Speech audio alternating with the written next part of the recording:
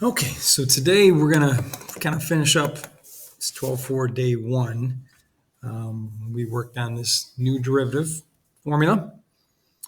All right, to find the slope at a specific point, if we have a tangent line, this is how we find that instantaneous rate of change, called the derivative, at a specific point. But we didn't do the linear ones. We did quadratics yesterday. We didn't look at the linear ones. I think it's always better to kind of start with a curved graph to kind of see a tangent line.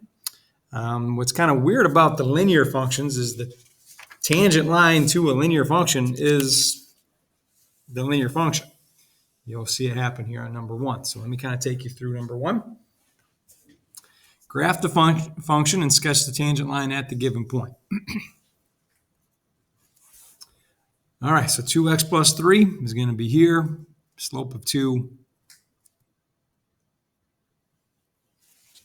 And here we have 2x plus 3.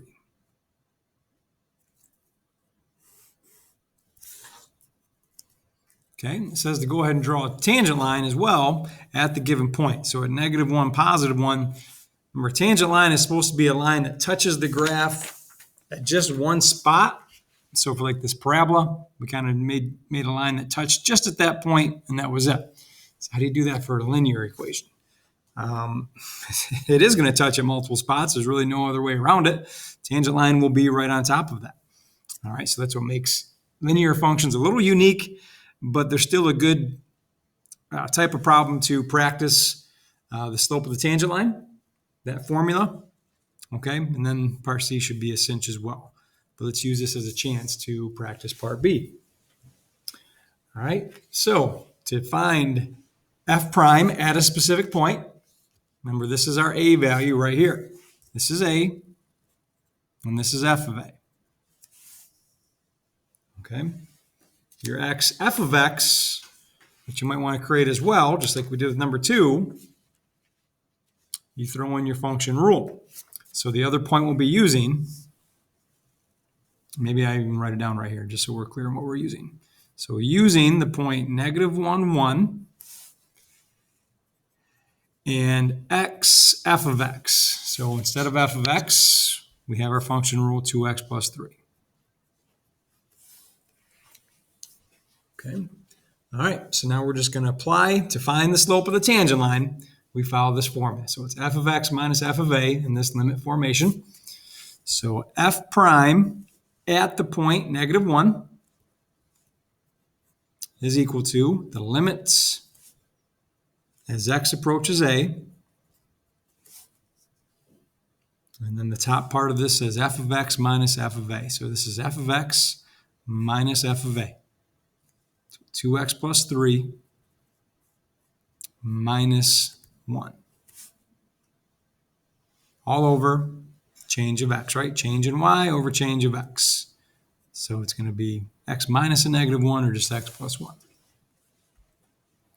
Okay, so to find this limit, so back from the first part of chapter 12, we can't use substitution to plug this in and figure it out. Could use the table maybe, but let's go ahead and try to factor this and simplify this. So up top, I get the 3 take away 1, so 2x plus 2. Maybe I can factor out a GCF of 2 and simplify this. It looks like we can.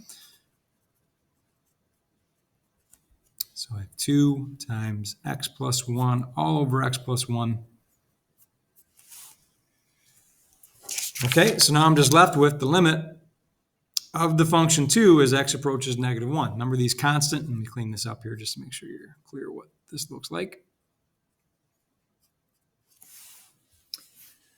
All right, so when you plug -1 into a constant function, you're just going to get 2. There's nowhere to plug in x, right? So just as a reminder on that, our function is f of x equals 2.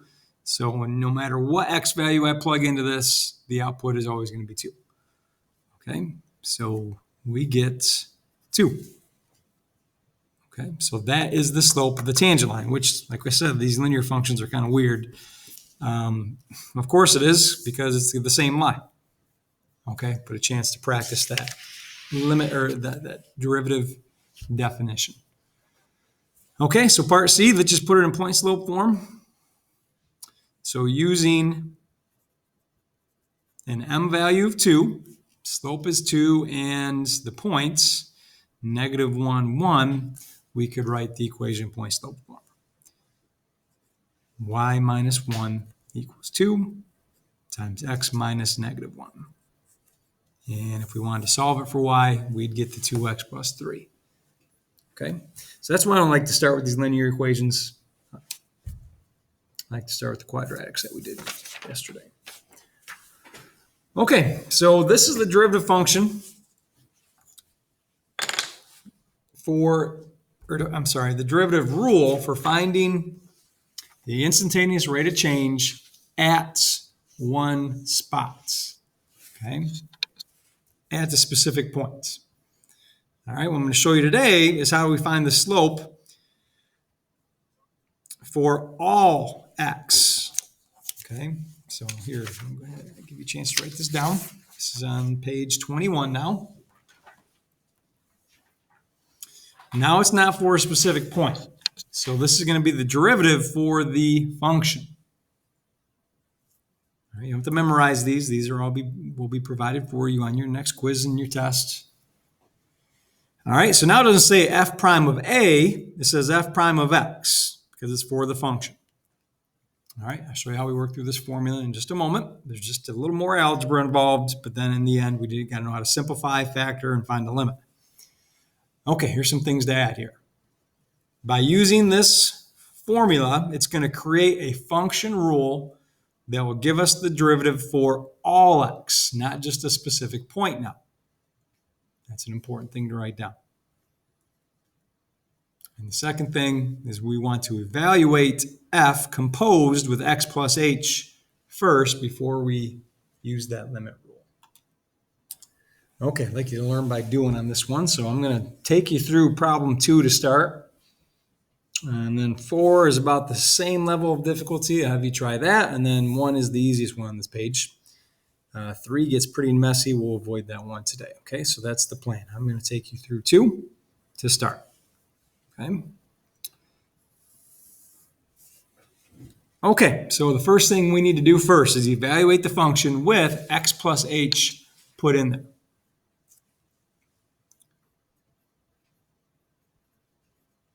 So we evaluate the function f of x with x plus h. So that means that needs to go in right here.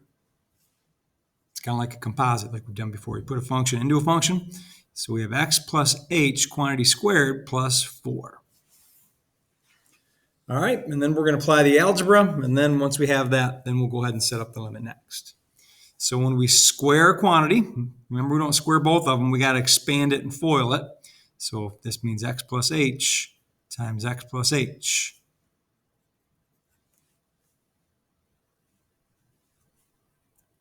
Which gives us, I'll continue this right here, x squared. The outside two terms, we get x times h, but then the inside two terms, I get the same thing. So I have 2 of those.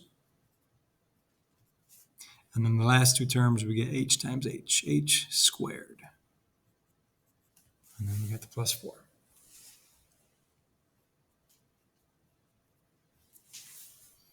Okay, so things kind of simplify nicely here. I know initially it's kind of awkward because we got x's with h's. That's what's going on here.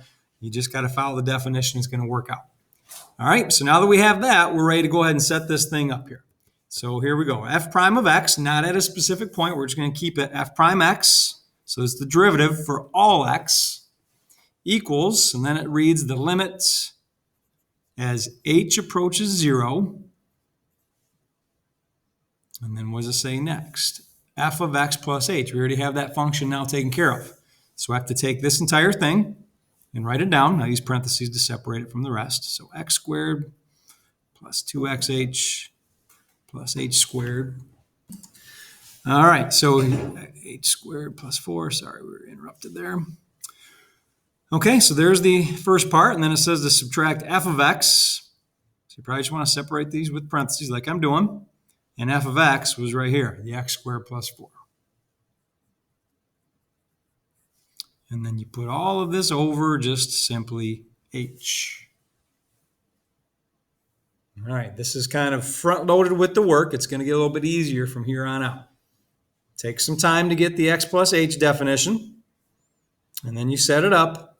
But usually if you're setting it up right, some things will start simplifying pretty quickly here. So when we subtract this, this ends up being, you don't necessarily have to write this down. Maybe you just see it. This is going to be negative x squared and a minus 4, right? So what can that be combined with? This x squared. So this x squared minus this x squared is gone. And then this 4 minus 4 is gone. All right, so those are going to simplify right out. So let's write what we have now. The limit as h approaches 0. Up top, I'm left with, I'm going to put it in order now. H squared first, plus 2xh all over h. All right, and now if this was ready for substitution, I could plug in 0, but I'm still undefined. So is there a way I can simplify this? Yes, I have a GCF of h. So let's take that h and take it out, and I have h plus 2x left, all over h, and then these h's will reduce. Okay, so now we have the limit as h approaches 0 of just h plus 2x now.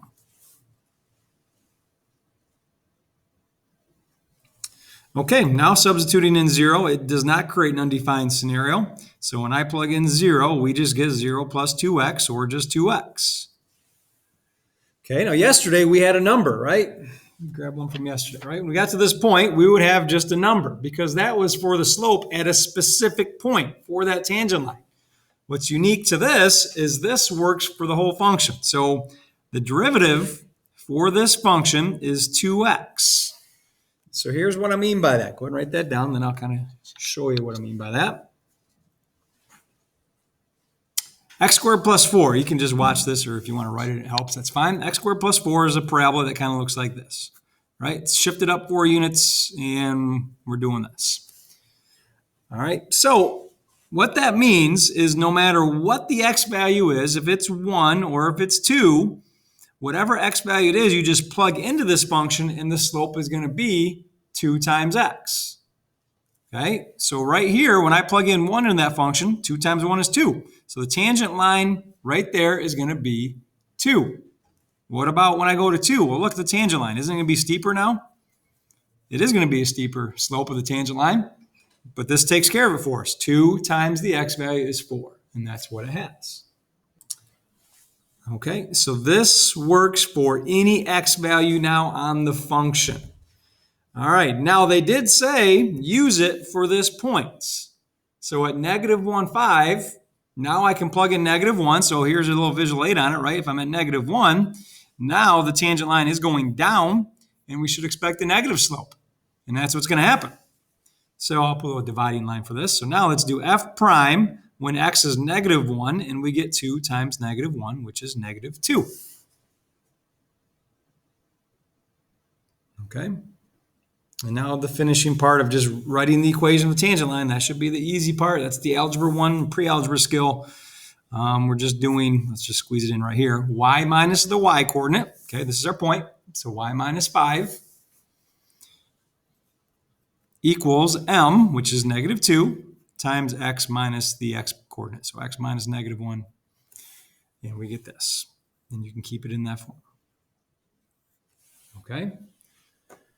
All right, so I know it's a crazy new formula, but it kind of just gives us the derivative for any x value. We plug in the x value that they give us, and then we get it, and then we can go ahead and write the equation. All right, why don't you try it for number 4 and 1 to wrap up today's lesson. Here's your quick checkpoint to make sure you're getting f of x plus h correct. Okay, so we take f of x plus h, subtract f of x. These particular terms cancel out. We're left with this, or just this part here, right here. So I took an h out of those as a common factor, so that those h's can reduce out, and now we can go ahead and evaluate this limit by plugging in 0. Okay, so here's our function rule for the tangent line slope. So for this particular point, we plug in negative 1, so 2x plus 3 into that, and we get negative 2. All right, I had the wrong function rule there, but here we go. We plug it in now. We get 1, and then here's our equation of our line. All right, I'll put example 1 on the next video, but try example 1 now.